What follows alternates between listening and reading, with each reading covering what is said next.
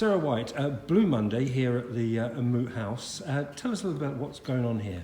Okay, well, we've been running dance classes here for, most of last year, so we're just getting into our second year.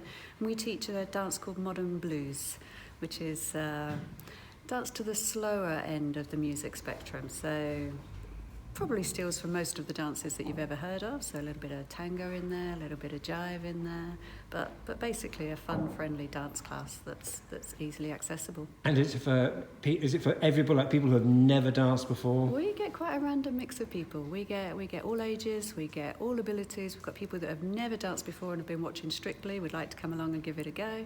And we got people that have been dancing for years and people that may have danced in the previous life but have just come back to it. You mentioned Strictly, so has that helped you at all? It kind of does and it doesn't. It doesn't help us when they're having Strictly on the TV and we want to be dancing here.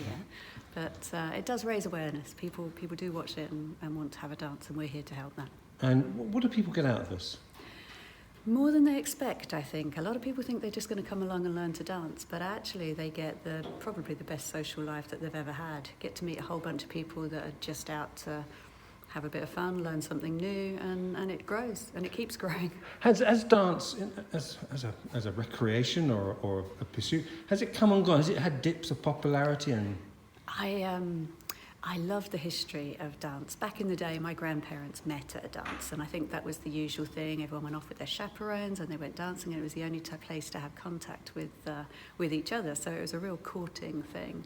And then the 70s came and the 80s came, and it was much more about solo dancing.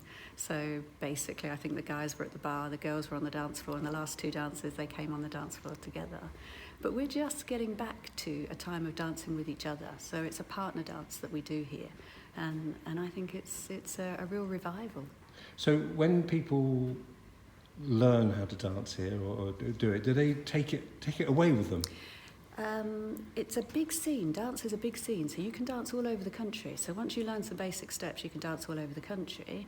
But then, of course, you can dance at weddings, you can dance at family parties, you can dance in your kitchen with some candles on. It's just a brilliant thing to do. Because we've seen things like people put on films on YouTube, the first dance at their wedding, and so dance has and they do some amazing dance, and so dance has become much more part of our vocabulary again. Absolutely, and I do think Strictly is partly responsible for that. Young people want to dance more, which is a good thing to see, and I've been in and I teach for proms. People want to learn to dance for proms, so we can teach people for that, wedding dances, things like that. So it is much more of part of people's psyche, I think, now. So do people have to come right at the beginning here in January, or can they come if they've missed a few lessons? We are absolutely aware that life gets in the way. So none of this isn't a course. So we basically, every lesson that we do, we work with the people that are here. So whoever turns up, we'll make sure that the class is suitable for them. So whether you start in January or June, doesn't matter to us as long as you start.